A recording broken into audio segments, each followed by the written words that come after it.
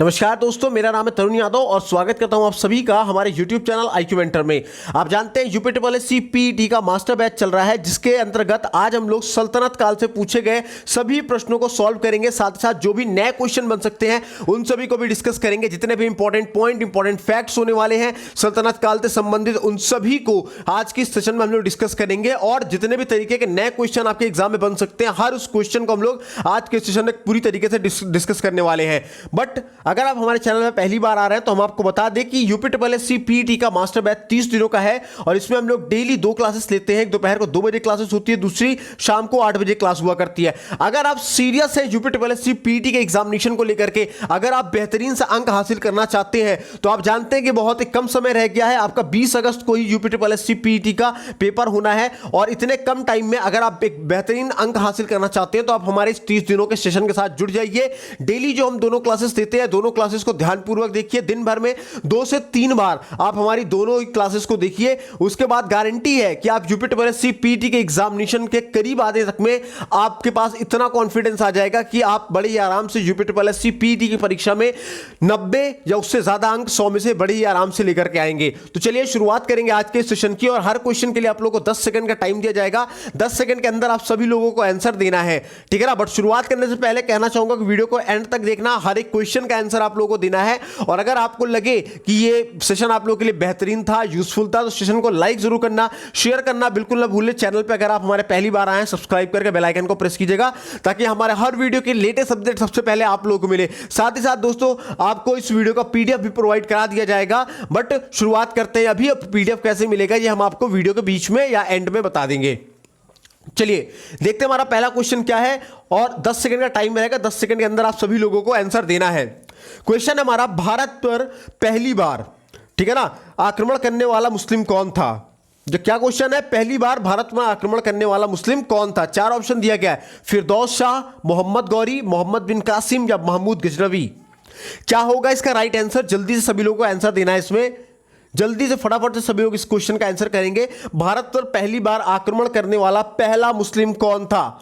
जल्दी से सभी लोग आंसर देंगे। 10 सेकंड का टाइम होगा आप सभी के पास। 10 सेकंड के अंदर आप सभी लोगों को आंसर देना। फटाफट से सभी लोग जवाब दीजिएगा। चैट सेक्शन में जल्दी से जल्दी जवाब देते जाइए सभी लोग, क्योंकि ये जो सेशन है ये आप लोग के लिए गेम चेंजर होने वाला है। बहुत ही चुनिंदे और सिलेक्टेड क्वेश्चन को हमने उठाया है। अगर इन 20 में से आप 16 सवालों के जवाब दे लेते हो तो आप समझो पीटी की परीक्षा पास हो जाओगे। और अगर आप नहीं दे पा रहे हो तो कोई टेंशन की बात नहीं है, आप हमारे साथ अभी 30 दिनों के सेशन जुड़ जाइए। अभी भी मौका है, अभी भी चांस है, आप पीटी के एग्जाम को निकाल सकते हैं। तो बताइए क्या होगा इसका सही आंसर जल्दी से। बिल्कुल इस क्वेश्चन का option number C right answer हो जाएगा, मोहम्मद बिन कासिम। जी हां दोस्तों, भारत पर या पहली बार भारत पर आक्रमण करने वाला मुस्लिम मोहम्मद बिन कासिम था। दोस्तों इस मोहम्मद बिन कासिम ने 712 ईस्वी में भारत पर आक्रमण किया था। कब किया था? 712 ईस्वी में आक्रमण किया था। यह पूरा एक एक पॉइंट को याद रखिएगा, ठीक है ना। भारत का पहला मुस्लिम आक्रमण 712 ईस्वी में अरब आक्रमणकारी मोहम्मद बिन कासिम के नेतृत्व में हुआ था। और दोस्तों सबसे खास बात कि इराक के हकीम अल हज्जाज ने मोहम्मद बिन कासिम के नेतृत्व में अरबों को सिंध पर आक्रमण करने के लिए भेजा था। और दोस्तों यह संघर्ष बहुत ही ज्यादा कठिन था, ठीक है ना। और अत्यंत कठिन संघर्ष के बाद मोहम्मद बिन कासिम 712 ईस्वी में सिंध के शासक राजा दाहिर को पराजित करने में सफल हो जाया करते हैं और इसके बाद सिंध और मुल्तान को ये जीत लिया करते हैं, ठीक है ना। अच्छा, एक फारसी ग्रंथ है जिसका नाम चचनामा है, याद रखना, मैं यहां लिख दे रहा हूं। एक फारसी ग्रंथ है, इसका नाम क्या है? चचनामा है। तो इस चचनामा में अरबों के द्वारा सिंध विजय की जानकारी हमको मिला करती है। तो ये भी इंपॉर्टेंट पॉइंट हो सकता है, इसको भी नोट कर लीजिएगा। तो जो जो इंपॉर्टेंट फैक्ट्स मैं बता रहा हूं दोस्तों, उन इंपॉर्टेंट फैक्ट्स को भी आप कहीं ना कहीं नोट करते हुए चलना, क्योंकि हर एक फैक्ट भी बहुत ही चुने हुए हैं और उन्हीं फैक्ट्स को हमने उठाया जहां से क्वेश्चन आपके एग्जाम में बने हैं, ठीक है ना। तो मैं फिर से सारी डिटेल बता दे रहा हूं आप लोगों को कि भारत में पहला मुस्लिम आक्रमण 712 ईस्वी में अरब आक्रमणकारी मोहम्मद बिन कासिम के नेतृत्व में हुआ था और इराक के हकीम अल हज्जाज ने मोहम्मद बिन कासिम के नेतृत्व में अरबों पर सिंध पर आक्रमण करने के लिए भेजा था। और यह संघर्ष अत्यंत कठिन था और बहुत ही कठिन संघर्ष के बाद मोहम्मद बिन कासिम 712 ईस्वी में सिंध के शासक राजा दाहिर को पराजित करने में सफल होते हैं। और जब राजा दाहिर पराजित हो जाते हैं तो फिर मोहम्मद बिन कासिम का क्या होता है, मोहम्मद बिन कासिम मुल्तान और सिंध पर अपना कब्जा जमा लिया करता है क्योंकि उसे जीत लिया करता है। और दोस्तों एक फारसी ग्रंथ है जिसका नाम चचनामा है, तो चचनामा से अरबों के द्वारा सिंध विजय की जानकारियां हमको मिला करती है। तो इस क्वेश्चन का ऑप्शन नंबर सी जो हो जाएगा वो आपका राइट आंसर हो जाएगा। चलिए अब बढ़ते हमारे नेक्स्ट क्वेश्चन तरफ और नेक्स्ट क्वेश्चन देखते हैं क्या है हमारा। नेक्स्ट क्वेश्चन है खजुराहो समूह के प्रसिद्ध स्मारक किस राज्य में है। चार ऑप्शन दिया गया है, उत्तर प्रदेश में, मध्य प्रदेश में, राजस्थान में या महाराष्ट्र में। क्या होगा इसका सही आंसर, आप सभी लोगों को जवाब देना है। इसका सही आंसर क्या होगा, आप सभी लोग इसका जवाब देंगे। खजुराहो समूह के प्रसिद्ध स्मारक किस राज्य में है। जल्दी से आंसर दीजिए सभी लोग, फटाफट से आंसर करिए, बिल्कुल फटाफट से आंसर करते रहिए जल्दी से सभी लोग, जल्दी से 10 सेकंड का टाइम खत्म होने वाला है। जल्दी से आंसर करिए सभी लोग, जल्दी से।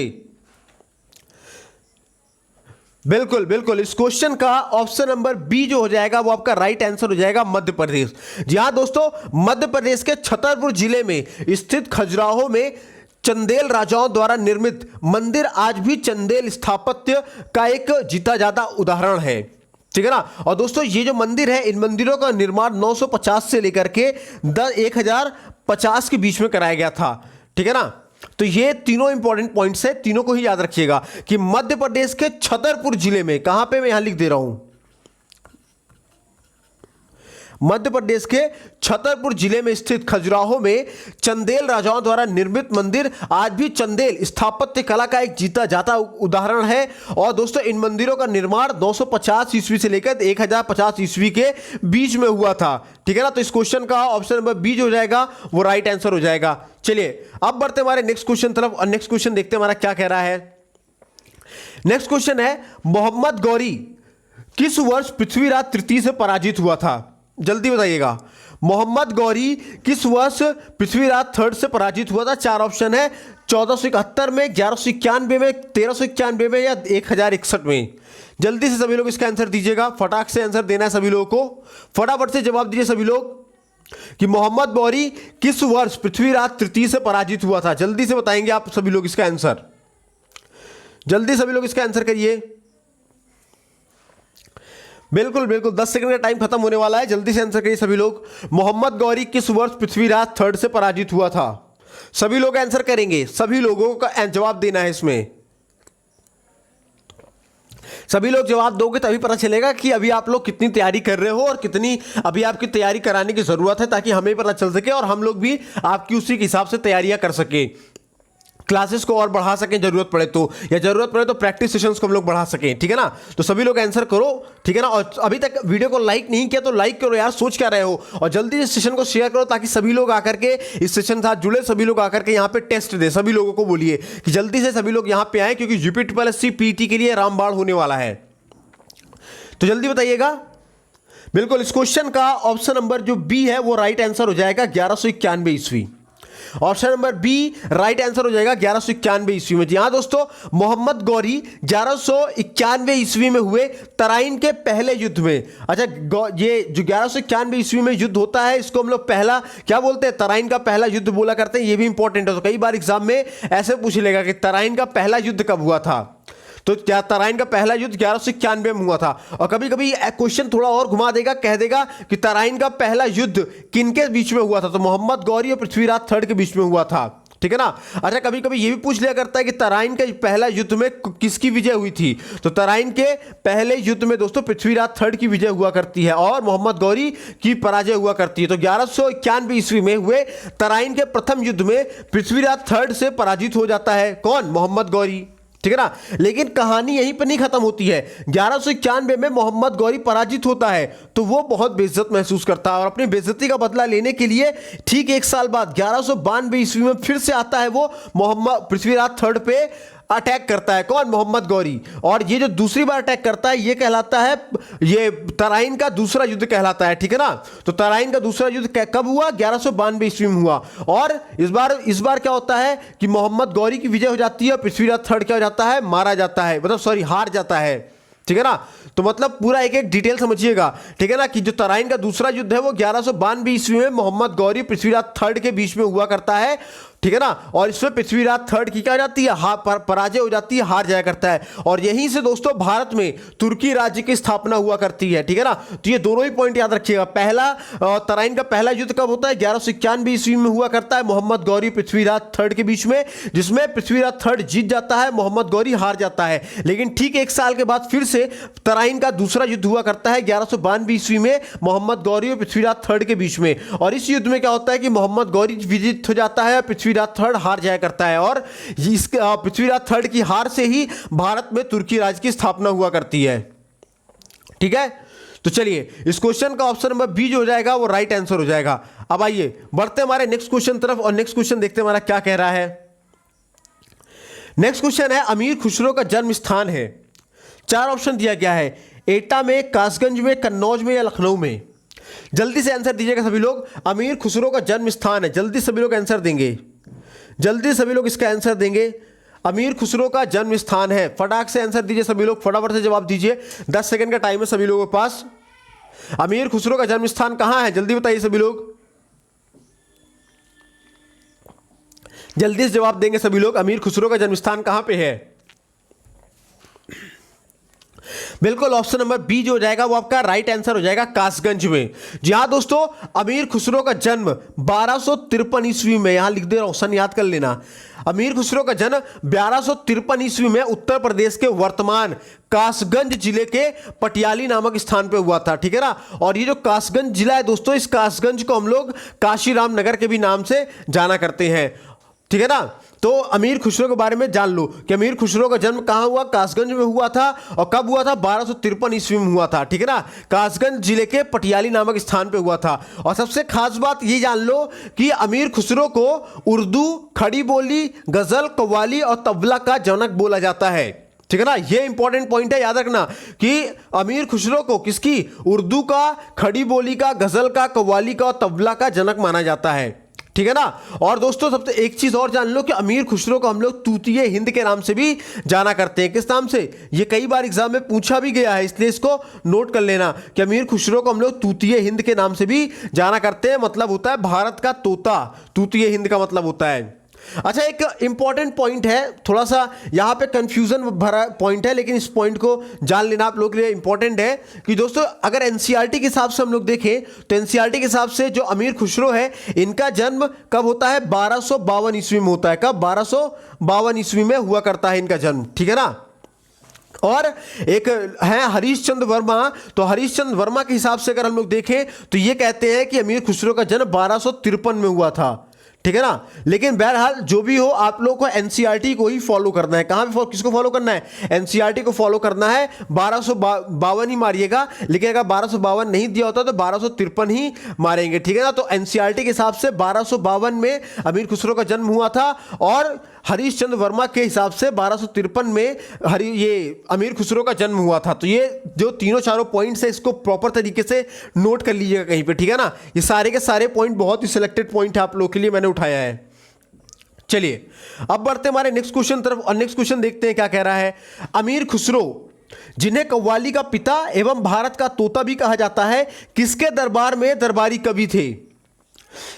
4 ऑप्शन दिया गया है, इल्तुतमिश के, रजिया सुल्तान के, बलबन के या अलाउद्दीन खिलजी के। जल्दी से आंसर करेंगे सभी लोग, जल्दी से सभी लोग आंसर करेंगे, फटाफट सभी लोग को आंसर करना है इसका, जल्दी से करिएगा। अमीर खुसरो, जिन्हें कव्वाली का पिता और भारत का तोता कहा जाता है, वो किसके दरबार में दरबारी कवि थे? इल्तुतमिश के दरबार में थे, रजिया सुल्तान के दरबार में थे, बलबन के दरबार में थे या अलाउद्दीन खिलजी के दरबार में थे? किसके दरबार में थे? सभी लोग इसका आंसर करिए, जल्दी सभी लोग को आंसर देना इसका, जल्दी सभी लोग इसका आंसर करेंगे। 10 सेकंड का टाइम है सभी लोगों के पास, जल्द 10 सेकंड के अंदर सभी लोगों को आंसर देना है यहां पे। बिल्कुल बिल्कुल, इस क्वेश्चन का ऑप्शन नंबर डी जो जाएगा वो राइट आंसर हो जाएगा, अलाउद्दीन खिलजी। ठीक है ना। इस क्वेश्चन का राइट आंसर हो जाएगा अलाउद्दीन खिलजी। जी हां दोस्तों, अमीर खुसरो, जिन्हें कव्वाली का पिता और भारत का तोता यानी कि तोतिए हिंद कहा जाता है, ये अलाउद्दीन के दरबार में दरबारी कवि थे। और एक खास बात जानो अमीर खुसरो की, तो अमीर खुसरो ने सल्तनत कालीन 7 से भी ज्यादा सुल्तानों का काल देखा है। ठीक है ना। अमीर खुसरो ने सल्तनत कालीन 7 से भी ज़्यादा सुल्तानों के कार्यकाल को इसने देखा है, ठीक है ना। ये बहुत ही खास बात है अमीर खुसरो में, ठीक है ना, इंपॉर्टेंट पॉइंट है, इसको नोट कर लेना कहीं पे। तो इस क्वेश्चन का ऑप्शन नंबर डी जो हो जाएगा वो राइट आंसर हो जाएगा। चलिए अब बढ़ते हैं हमारे नेक्स्ट क्वेश्चन तरफ, और नेक्स्ट क्वेश्चन देखते हैं हमारा क्या कह रहा है।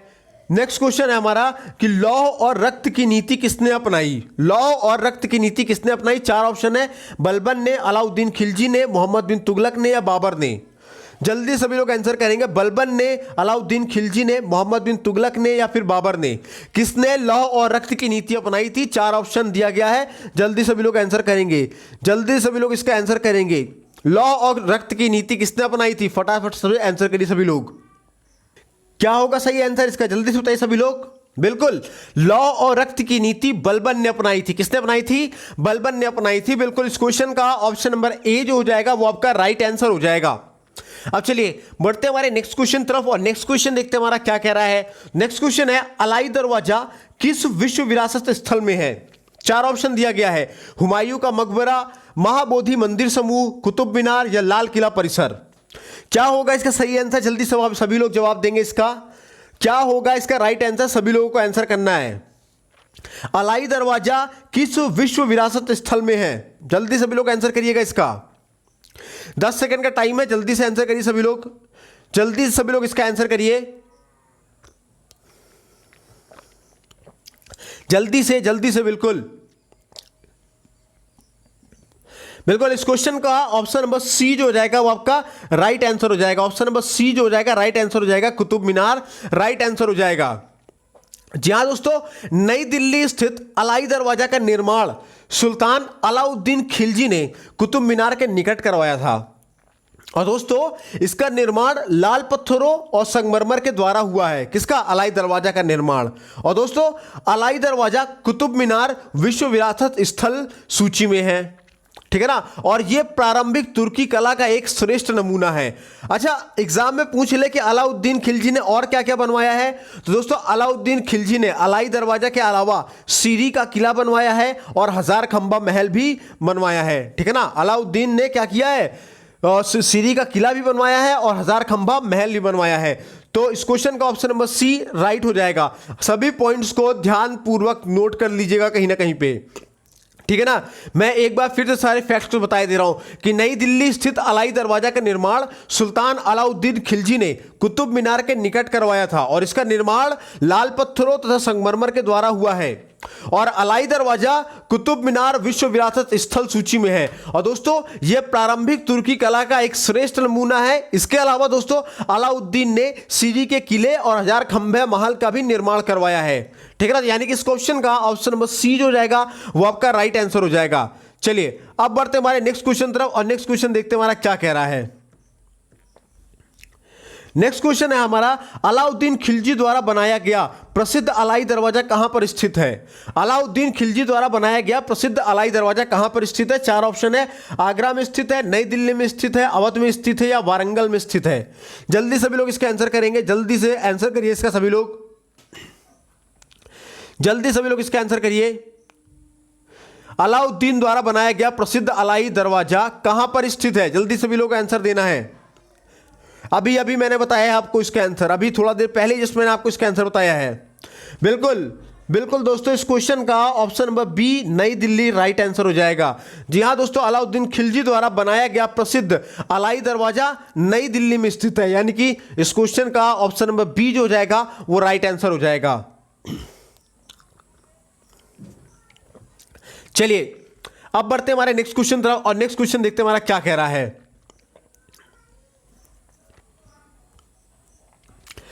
दिल्ली में अलाउद्दीन खिलजी के शासनकाल की अवधि क्या थी?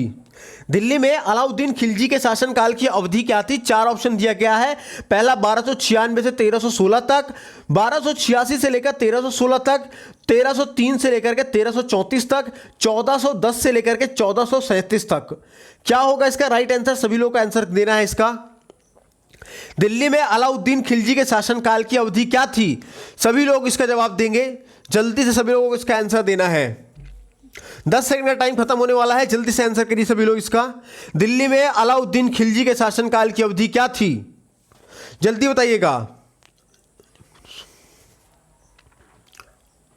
बिल्कुल बिल्कुल, इस क्वेश्चन का ऑप्शन नंबर ए जो हो जाएगा वो राइट आंसर हो जाएगा 1296 से लेकर के 1316 के मध्य में। ठीक है ना दोस्तों, दिल्ली में अलाउद्दीन खिलजी के शासनकाल की अवधि 1296 से लेकर 1316 ईस्वी तक थी। और इसने क्या किया था अलाउद्दीन खिलजी ने 1296 में, कब 1296 ईस्वी में धोखे से सुल्तान जलालुद्दीन की हत्या करके इसने स्वयं सत्ता को हथिया ली थी। ठीक है ना। अच्छा, एग्जाम में अगर आप लोगों से पूछ ले कि अलाउद्दीन खिलजी का वास्तविक नाम क्या था, तो अलाउद्दीन खिलजी का जो वास्तविक नाम है वो है अली गुरसप। क्या है? अली गुरसप। मैं यहां लिख दे रहा हूं, अली गुरसप, अली गुरसप। ये दोस्तों अलाउद्दीन खिलजी का वास्तविक नाम है। ठीक है ना। और इसका शासनकाल की अवधि क्या है, तो 1296 से लेकर के 1306 के बीच में इसकी शासन अवधि रहती है। ठीक है ना।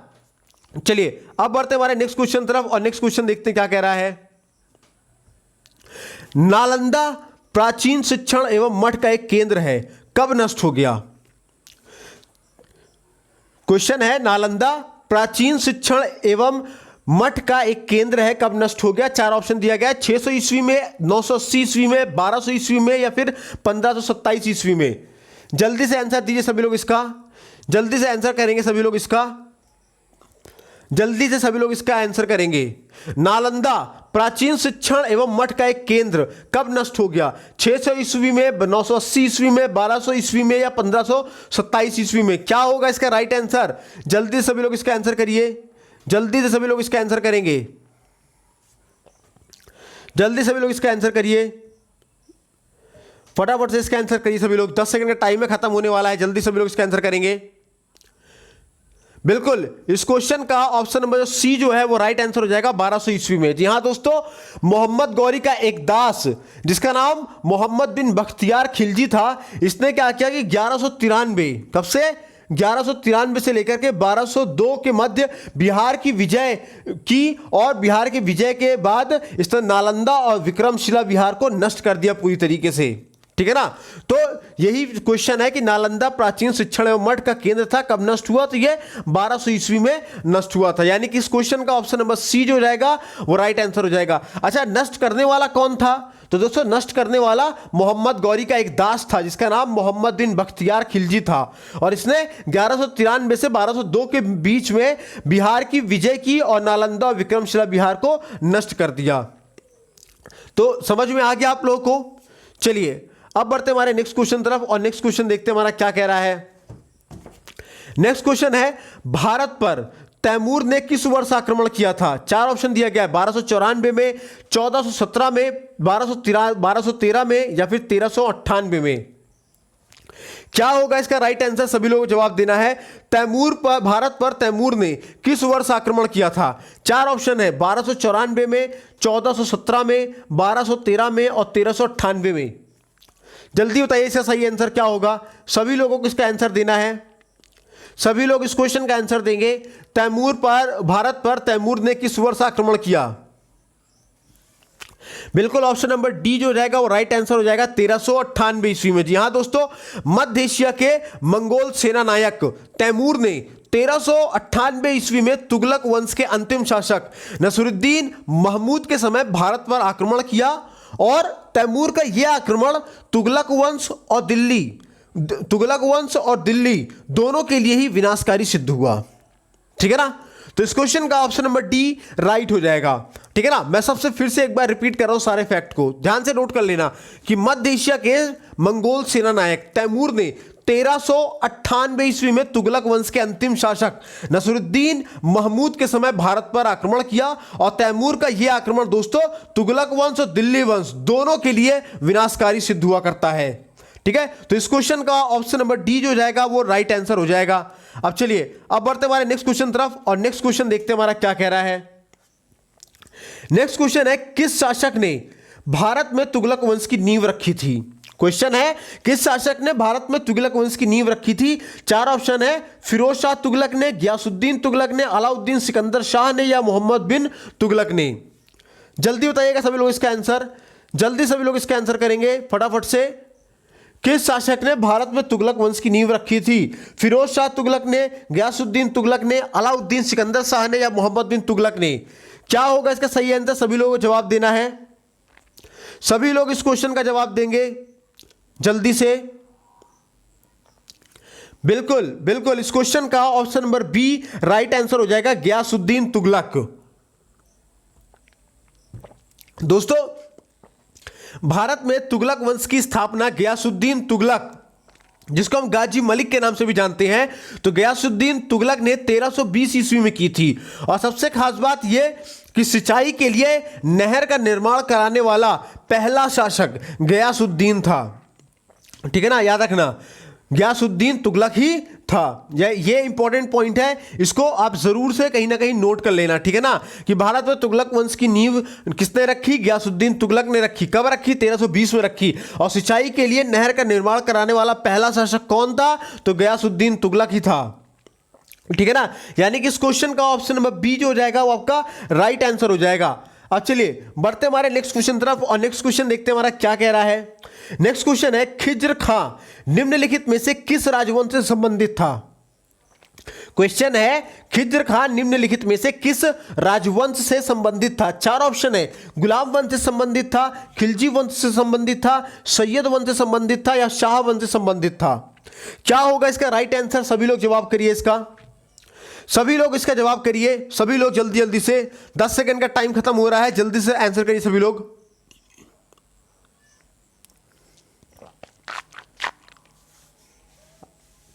बिल्कुल जल्दी सभी लोग इसका आंसर करिए, सभी लोग इसका आंसर करेंगे।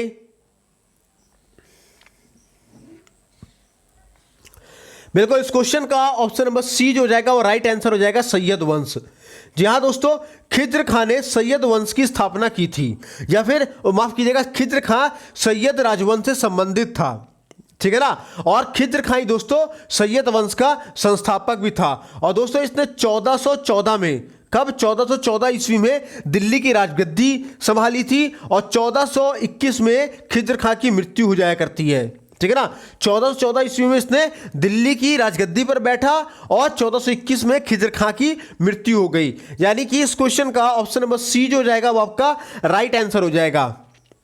चलिए अब बढ़ते हैं हमारे नेक्स्ट क्वेश्चन तरफ, और नेक्स्ट क्वेश्चन देखते हैं हमारा क्या कह रहा है। किसके शासन काल में इब्न बतूता भारत आया था? चार ऑप्शन है, इल्तुतमिश के शासनकाल में, मोहम्मद बिन तुगलक के शासनकाल में, इब्राहिम लोधी के शासनकाल में, या फिर अकबर के शासनकाल में? क्या होगा इसका राइट आंसर? सभी लोगों को जवाब देना है। क्या होगा इसका राइट आंसर? सभी लोग इसका जवाब करिए, जल्दी सभी लोग इसके जवाब दीजिए। किसके शासनकाल में इब्न बतूता भारत आया था? जल्दी बताइए सभी लोग, जल्दी सभी लोग इसका जवाब देंगे, जल्दी सभी लोग इसका जवाब दीजिए। बिल्कुल, मोहम्मद बिन तुगलक के शासनकाल में इब्न बतूता भारत आया था। किसके शासनकाल में? मोहम्मद बिन तुगलक के शासनकाल में इब्न बतूता भारत आया था। और दोस्तों मोहम्मद बिन तुगलक ने इब्न बतूता को अपना राजदूत बना करके चाइना भेजा था। ठीक है ना, तो ये याद रखिएगा कि मोरक्को का यात्री, कहां का? मोरक्को का यात्री इब्न बतूता तुगलक के शासनकाल में, यानी मोहम्मद बिन तुगलक के शासनकाल में भारत आया था, और मोहम्मद बिन तुगलक ने इस इब्न बतूता को क्या किया कि अपना राजदूत बना करके चाइना भेजा। और दोस्तों इब्न बतूता का यात्रा वृत्तांत रहला नामक ग्रंथ में मिला करता है। कहां? किस ग्रंथ में? रहला नामक एक ग्रंथ में इब्न बतूता की यात्रा का वृत्तांत मिला करता है। ठीक है ना, मतलब कि इब्न बतूता की जो यात्रा थी, उस यात्रा की जो कहानी है वो रहला नाम के ग्रंथ में मिला करती है। ठीक है ना। अच्छा, एग्जाम में कई बार पूछा जाता है कि इब्न बतूता कहां से आया था, तो इब्न बतूता दोस्तों मोरक्को से आया था। कहां से? मोरक्को से आया था, याद रखना। और किसके शासनकाल में आया था? मोहम्मद बिन तुगलक के शासनकाल में आया था। और मोहम्मद बिन तुगलक ने इसे अपना राजदूत बना करके कहां भेजा था? तो चाइना में भेजा था। ठीक है ना, तो इन तीनों चारों पॉइंट को याद रखना। इस क्वेश्चन का ऑप्शन नंबर बी जो हो जाएगा वो आपका राइट आंसर हो जाएगा। चलिए अब बढ़ते हमारे नेक्स्ट क्वेश्चन तरफ, और नेक्स्ट क्वेश्चन देखते हैं हमारा क्या कह रहा है। ध्यान से पढ़िएगा। किस वर्ष बाबर ने सुल्तान इब्राहिम लोधी को पानीपत की लड़ाई में पराजित किया था? चार ऑप्शन है, 1227 में, 1526 में, माफ कीजिएगा 1527 में, 1526 में, 1525 में, या 1524 में? क्या होगा इसका सही आंसर? सभी लोगों को जवाब देना है, सभी लोगों को जवाब देना है इसमें कि किस वर्ष बाबर ने सुल्तान इब्राहिम लोधी को पानीपत की लड़ाई में पराजित किया था। क्या होगा इसका सही आंसर? जल्दी सभी लोग इसका जवाब दीजिए, जल्दी सभी लोग इसका जवाब दीजिए। बिल्कुल बिल्कुल दोस्तों, इस क्वेश्चन का ऑप्शन नंबर बी जो हो जाएगा वो राइट आंसर हो जाएगा 1526 ईस्वी में। जी हाँ दोस्तों, 1526 ईस्वी में बाबर ने सुल्तान इब्राहिम लोधी को पानीपत की लड़ाई में पराजित किया था। ठीक है ना। और दोस्तों ये जो पानीपत की लड़ाई होती है कब होती है, तो ये होती है दोस्तों 21 अप्रैल, कब, 21 अप्रैल 1526 को हुआ करती है। कब पानीपत की ये लड़ाई हुआ करती है। ठीक है ना। और पानीपत की ये लड़ाई दोस्तों बाबर और इब्राहिम लोधी के बीच में हुआ करती है। और इस युद्ध में दोस्तों बाबर के पास एक बहुत ही विशेष सुविधाएं थी, एक से एक विशेष सुविधाएं थी। उसके तोपखाने ने दोस्तों इस युद्ध में आश्चर्यजनक कार्य किया और इब्राहिम लोधी की जो सेना थी वो संख्या में अधिक होते हुए भी हार जाया करती है। और इब्राहिम लोधी दोस्तों रण क्षेत्र में ही मारा जाता है, जिसके फलस्वरूप दिल्ली और आगरा पर बाबर का अधिकार हो जाया करता है। ठीक है ना। इसलिए इस क्वेश्चन का ऑप्शन नंबर बी जो हो जाएगा वो राइट आंसर हो जाएगा। ठीक है ना। इस क्वेश्चन का option number B right answer हो जाएगा। 21 अप्रैल 1526 को क्या हुआ था, पानीपत की लड़ाई हुई थी। चलिए अब बढ़ते हमारे नेक्स्ट क्वेश्चन तरफ और नेक्स्ट क्वेश्चन देखते हैं हमारा क्या कह रहा है। नेक्स्ट क्वेश्चन है निम्नलिखित में से कौन दिल्ली सल्तनत के इतिहास का लेखक नहीं था। क्वेश्चन है निम्नलिखित में से कौन दिल्ली सल्तनत के इतिहास का लेखक नहीं था। चार ऑप्शन दिया गया है, अब्बास खां सरवानी, अमीर खुसरो, जियाउद्दीन बर्नी या मिनहाज उस सिराज। क्या होगा इसका राइट आंसर, सभी लोगों को जवाब देना है, सभी लोगों को इसका जवाब देना है। क्या होगा इसका राइट आंसर, निम्नलिखित में से कौन दिल्ली सल्तनत के इतिहास का लेखक निम्न में नहीं है। अच्छा देखिए, जहां पे क्वेश्चन में आ जाए कौन नहीं है तो ठीक है ना, तो ये समझ जाना ये क्वेश्चन बहुत ही ज्यादा खतरनाक हुआ करते हैं। इस क्वेश्चन में बहुत ही सावधानी पूर्वक ऑप्शन को पढ़ना होता है। ठीक है ना। तो क्या होगा इसका राइट आंसर, बिल्कुल इस क्वेश्चन का राइट आंसर हो जाएगा ऑप्शन नंबर ए, अब्बास खां सरवानी। कौन, अब्बास खां सरवानी। ठीक है ना दोस्तों, दिल्ली सल्तनत के इतिहास के लेखकों में ये अब्बास खां सरवानी शामिल नहीं थे। ठीक है ना, बल्कि ये जो अब्बास खां सरवानी है ये शेर शाह सूरी का इतिहास इन्होंने लिखा है। किसका इतिहास लिखा है, अब्बास खां सरवानी ने शेर शाह सूरी का इतिहास लिखा है। और इनकी पुस्तक का नाम है तारीख़ शेरशाही। क्या है इनकी पुस्तक का नाम, क्या है, तारीख़ शेरशाही है। उसके अलावा बाकी के ये तीन, अमीर खुसरो, जियाउद्दीन बर्नी और मिनहाज उस सिराज, ये सभी दिल्ली सल्तनत का इतिहास इन लोगों ने लिखा है। ठीक है ना। लेकिन अब्बास खां सरवानी ने नहीं लिखा है। इन्होंने क्या किया, शेर शाह सूरी के बारे में लिखा है, शेर शाह सूरी का इतिहास लिखा है। और जिस पुस्तक पे लिखा है उस पुस्तक का नाम क्या है, तारीख़ शेरशाही है। तो इस क्वेश्चन का ऑप्शन नंबर ए जो जाएगा वो आपका राइट आंसर हो जाएगा। चलिए अब बढ़ते हमारे नेक्स्ट क्वेश्चन तरफ और नेक्स्ट क्वेश्चन देखते हमारा क्या कह रहा है। सभी लोगों को जवाब देना है, सभी लोग जवाब देंगे। विजयनगर साम्राज्य के संस्थापक कौन थे, विजयनगर साम्राज्य के संस्थापक कौन थे। चार ऑप्शन है, हरिहर राय, बुक्का राय, कृष्णदेव राय या सदाशिव राय। अच्छा ये क्वेश्चन दोस्तों आपके UP triple SC upper division clerk और लोअर डिवीजन क्लर्क 2015 की परीक्षा में पूछा गया था। ठीक है ना। और ये क्वेश्चन दोस्तों बहुत ही ज्यादा विवादित था और बाद में इस क्वेश्चन के लिए सभी लोगों को एक नंबर कॉमन दिया गया था, सभी लोगों को एक नंबर कॉमन दिया गया था। ठीक है ना। तो क्या होगा इसका सही आंसर, किसी को कोई आइडिया है। बिल्कुल कंफ्यूजन हो रहा होगा आप लोगों को, इसमें बिल्कुल कंफ्यूजन हो रहा होगा। दोस्तों चलिए मैं इसके बारे में पूरा सब कुछ डिटेल से अच्छे से आप लोगों को मैं सारी चीज़ें समझा देता हूं ताकि आप लोग भूलो मत, कहीं कभी कंफ्यूज मत हो। दोस्तों ये जो विजयनगर साम्राज्य है इसकी स्थापना अगर पूछे कब होती है तो इसकी स्थापना दोस्तों आपकी 1336 में हुआ करती है। कब होती है इसकी स्थापना, 1336 ईस्वी में हुआ करती है। और किसने की थी, तो दोस्तों ये हरिहर और बुक्का ये दो भाई थे। ठीक है ना, ये दो भाई थे और इन दोनों भाइयों ने मिल करके ही विजयनगर साम्राज्य की स्थापना की थी। ठीक है ना। और हरिहर बुक्का ये दोनों भाई मिल करके संगम वंश की नींव रखी और उस पर शासन किया। ठीक है ना। जबकि दोस्तों हरिहर प्रथम शासक था। ठीक है ना, हरिहर कौन था, पहला शासक था। परंतु विजयनगर साम्राज्य की स्थापना हरिहर और बुक्का दोनों ने मिलकर के की थी।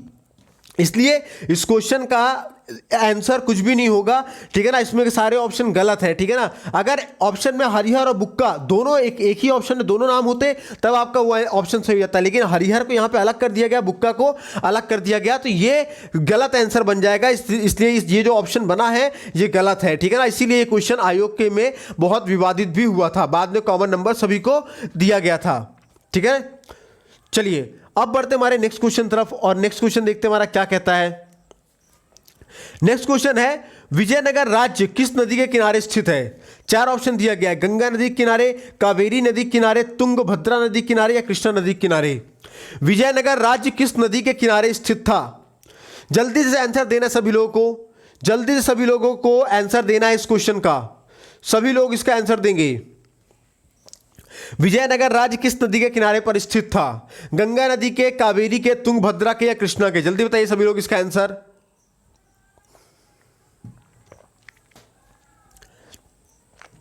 बिल्कुल बिल्कुल, इस क्वेश्चन का ऑप्शन नंबर सी जो हो जाएगा वो राइट आंसर हो जाएगा, तुंगभद्रा। तुंगभद्रा दोस्तों इस क्वेश्चन का राइट आंसर हो जाएगा। जी हाँ दोस्तों, कृष्णा नदी की सहायक नदी तुंगभद्रा नदी के तट पर हरिहर प्रथम और बुक्का राय प्रथम नाम के दो भाइयों ने दोस्तों 1336 ईस्वी में विजयनगर राज्य की स्थापना की थी। और आज हम लोग वर्तमान में विजयनगर को हम्पी के नाम से जानते हैं। किस नाम से जानते हैं? विजयनगर को आज हम लोग हम्पी के नाम से जाना करते हैं, ठीक है ना। अच्छा, एक इंपॉर्टेंट पॉइंट ये भी जान लो कि इस साम्राज्य पे 4 राजवंशों ने शासन किया था, ठीक है ना। कौन कौन थे? पहले संगम वंश ने शासन किया, फिर सालू वंश ने शासन किया, फिर तुलुप वंश ने शासन किया, उसके बाद फिर अराविडु वंश ने लगभग 200-300 वर्षों तक शासन किया था, ठीक है ना। और दोस्तों विजयनगर साम्राज्य का सबसे प्रसिद्ध राजा कौन था? तो राजा कृष्णदेव राय थे, ठीक है ना, राजा कृष्णदेव राय थे। तो ये सारे पॉइंट्स को याद रखना कि कृष्णा नदी की सहायक नदी तुंगभद्रा नदी के तट पर हरिहर और बुक्का नामक दो भाइयों ने 1336 ईस्वी में विजयनगर राज्य की स्थापना की थी। और विजयनगर को आज हम लोग हम्पी के नाम से जाना करते हैं, ठीक है ना। और इस हम्पी पे यानी कि विजयनगर पे 4 राजवंशों ने शासन किया है। संगम वंश ने शासन किया है, सालू वंश ने शासन किया है, तुलुप वंश ने शासन किया है और अरविडु वंश ने भी शासन किया है इस पे। यानी कि इस क्वेश्चन का ऑप्शन नंबर सी जो हो जाएगा वो आपका राइट आंसर हो जाएगा। चलिए अब बढ़ते हमारे नेक्स्ट क्वेश्चन तरफ और नेक्स्ट क्वेश्चन देखते हैं हमारा क्या कह रहा है। नेक्स्ट क्वेश्चन है, तुलुप राजवंश की स्थापना किसने की थी? तुलुप राजवंश की स्थापना किसने की थी? 4 ऑप्शन यहां पे दिया गया है, नरसा नायक ने, कृष्णदेव राय ने, अच्युत राय ने या वीर नरसिंह ने। क्या होगा इसका सही आंसर? जल्दी से बताइएगा सभी लोग, क्या होगा इसका राइट आंसर? सभी लोगों को जवाब देना है। तुलुप राजवंश की स्थापना किसने की थी? नरसा नायक ने, कृष्णदेव राय ने, अच्युत राय ने या फिर वीर नरसिंह ने की थी। क्या होगा इसका राइट आंसर? जल्दी सभी लोग इसका जवाब करिए। सभी लोग इसका जवाब देंगे, क्या होगा इसका राइट आंसर? 10 सेकंड का टाइम है, खत्म हो रहा है, जल्दी सभी लोग जवाब दीजिए जल्दी से। बिल्कुल, इस क्वेश्चन का ऑप्शन नंबर डी जो हो जाएगा वो राइट आंसर हो जाएगा, वीर नरसिंह। वीर नरसिंह ऑप्शन नंबर डी जो हो जाएगा वो राइट आंसर हो जाएगा। जी हां दोस्तों, तुलुप राजवंश की स्थापना कब होती है? 1505 ईस्वी में हुआ करती है। कब होती है? 1505 ईस्वी में वीर नरसिंह तुलुप के द्वारा की गई थी तुलुप राजवंश की स्थापना। और वीर नरसिंह तुलुप ने दोस्तों 1509 ईस्वी में, कब? 1509 ईस्वी तक विजयनगर पर शासन किया। और उसके बाद उसके बड़े भाई कृष्णदेव राय ने 1509 से 1529 तक शासन किया। और कृष्णदेव राय के समय में दोस्तों विजयनगर ऐश्वर्य और शक्ति की चरम सीमा पर पहुंच गया था। और दोस्तों कृष्णदेव राय ने नागलपुर नामक एक नया नगर भी बसाया था। और इसके अलावा दोस्तों अमुक्तमाल्यद नामक ग्रंथ की रचना भी इसने की है, ठीक है ना। और मुगल शासक बाबर ने दोस्तों अपनी आत्मकथा में कृष्णदेव राय को भारत का सर्वाधिक शक्तिशाली शासक भी बताया था, ठीक है ना। तो एक एक पॉइंट को याद कर लेना कायदे से कि तुलुप राजवंश की स्थापना 1505 ईस्वी में वीर नरसिंह तुलुप के द्वारा किया गया था, यानी ऑप्शन नंबर डी जो जाएगा राइट आंसर हो जाएगा। और वीर नरसिंह तुलुप ने 1509 ईस्वी तक विजयनगर पर शासन किया और इसके पश्चात उसके बड़े भाई कृष्णदेव राय ने शासन किया। और दोस्तों कृष्णदेव राय के समय में विजयनगर साम्राज्य जो था यह ऐश्वर्य और शक्ति की चरम सीमा पर पहुंच गया था। और दोस्तों कृष्णदेव राय ने नागलपुर नाम का एक नया नगर बसाया था। और कृष्णदेव राय ने दोस्तों अमुक्तमाल्यद नाम की एक ग्रंथ की रचना भी की थी। और ये जो अमुक्तमाल्यद नाम का जो ग्रंथ है कई बार एग्जाम में पूछा गया कि किसने लिखी है, तो क्या बताइए? कृष्णदेव राय ने लिखी है अमुक्तमाल्यद नाम का एक ग्रंथ, ठीक है ना। और इसका दोस्तों जो मुगल शासक था बाबर, मुगल शासक बाबर ने अपनी आत्मकथा तुजुके बाबरी में कृष्णदेव राय को भारत का सर्वाधिक शक्तिशाली शासक भी बताया है, ठीक है ना। तो इसलिए इस क्वेश्चन का ऑप्शन नंबर डी जो हो जाएगा वो राइट आंसर हो जाएगा। चलिए अब बढ़ते हैं हमारे आज के नेक्स्ट और लास्ट क्वेश्चन की तरफ। नेक्स्ट और लास्ट क्वेश्चन क्या कह रहा है? अगर वीडियो को अभी तक लाइक नहीं किया तो लाइक कर दो यार प्लीज, और शेयर नहीं किया शेयर कर दो भी, ठीक है ना। और चैनल सब्सक्राइब नहीं किया तो सब्सक्राइब करके जाना। लास्ट क्वेश्चन है और मैं इसके बाद बताने वाला हूं आप लोगों को पीडीएफ कहां से मिलेगी और क्या क्या फायदे आपको मिलने वाले हैं, ठीक है ना। तो अभी एंड तक बने रहिएगा, ठीक है, कहीं जाना नहीं है। तो क्या है क्वेश्चन, किस प्राचीन साम्राज्य में महिलाएं कुश्ती में भाग लेती थी? किस प्राचीन साम्राज्य में महिलाएं कुश्ती में भाग लेती थी? चार ऑप्शन है, बहमनी साम्राज्य, विजयनगर साम्राज्य, चोल साम्राज्य या उपयुक्त में से कोई भी नहीं। क्या होगा इसका राइट आंसर? सभी लोगों को जवाब देना है इसका। किस प्राचीन साम्राज्य में महिलाएं कुश्ती में भाग लेती थी? क्या होगा इसका राइट आंसर? सभी लोग इसका जवाब करिए, सभी लोग इसका जवाब दीजिए।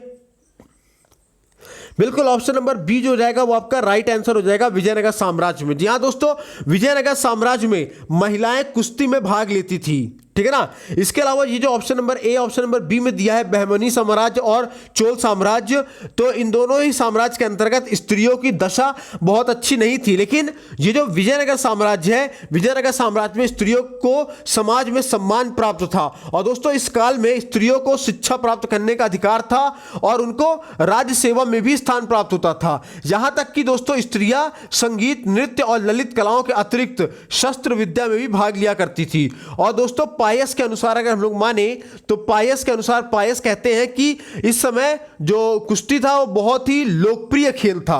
और जो कुश्ती थी दोस्तों ये पुरुषों महिलाओं दोनों में समान रूप से प्रचलित था। और सबसे खास बात यह है दोस्तों कि विजयनगर साम्राज्य में स्त्रियां अंगरक्षिका और सुरक्षा कर्मी के रूप में भी नियुक्त की जाती थी और साथ ही साथ युद्ध में लड़ने भी जाया करती थी स्त्रियां, ठीक है ना। तो इस क्वेश्चन का option number B right answer हो जाएगा। और मेरे एक्सप्लेनेशन फैक्ट से पता चल रहा है कि विजयनगर साम्राज्य में स्त्रियों की दशा और दिशा बहुत ही शानदार थी। स्त्रियों को समाज में सम्मान प्राप्त था, ठीक है ना, और स्त्रियों को शिक्षा का अधिकार भी प्राप्त था और राज्य की सेवा करने का भी अधिकार प्राप्त था। और जो स्त्रियां थी दोस्तों इस विजयनगर साम्राज्य में संगीत, डांस और बाकी की जो कलाएं हैं उसके अलावा शस्त्र विद्या में भी भाग लिया करती थी, ठीक है ना। और इस यहाँ पे विजयनगर साम्राज्य में कुश्ती बहुत ही लोकप्रिय खेल था और ये पुरुषों महिलाओं दोनों में समान रूप से प्रचलित था, दोनों ही बहुत पसंद करते थे। और दोस्तों जो स्त्रियां थी ये अंगरक्षिका और सुरक्षा कर्मी के रूप में नियुक्त की जाती थी और युद्ध में भी जाया करती थी। यानी कि इस क्वेश्चन का ऑप्शन नंबर बी जो हो जाएगा वो आपका राइट आंसर हो जाएगा।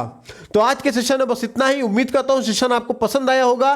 पसंद आया हो तो वीडियो को लाइक जरूर करना, शेयर करना बिल्कुल ना भूले और चैनल पे हमारे पहली बार आए सब्सक्राइब करके बेल आइकन को जरूर प्रेस कीजिए ताकि हमारे हर वीडियो के लेटेस्ट अपडेट सबसे पहले आपको मिले। वीडियो कैसी लगी कमेंट सेक्शन में लिखना बिल्कुल मत भूलिएगा। साथ ही साथ आपका कोई अन्य सवाल, कोई अन्य क्वेरी तो वो भी कमेंट सेक्शन में लिख सकते हैं, हम आपके डाउट्स को क्लियर कर देंगे। इस वीडियो की पीडीएफ चाहिए होगी तो हमारे टेलीग्राम चैनल को ज्वाइन कर लीजिए, IQ मेंटर एग्जाम वर्ल्ड, ठीक है ना। और ये टेलीग्राम चैनल ज्वाइन करते ही दोस्तों आपको हमारे सारे वीडियोस की पीडीएफ लिंक और upcoming examination detail, upcoming vacancies की detail, coaching material, test material, study material, बहुत सारी चीजें फ्री ऑफ कॉस्ट में हमारे टेलीग्राम चैनल पे और व्हाट्सएप ग्रुप दोनों ही जगह पे दी जाती है, ठीक है ना। इसके अलावा आप हमारे इंस्टाग्राम पेज को फॉलो कर सकते हैं और फेसबुक पेज को भी फॉलो कर सकते हैं और दोनों ही जगह पे और सारी जगह पे आपको कुछ ना कुछ नया बेहतरीन जानने और सीखने को मिलेगा। तो उम्मीद करता हूं सेशन पसंद आया होगा। Thanks for watching our video. मिलते हैं कल दोपहर 2 बजे वाले सेशन में, तब तक ख्याल रखिए, स्वस्थ रहिए, मस्त रहिए। जय हिंद दोस्तों।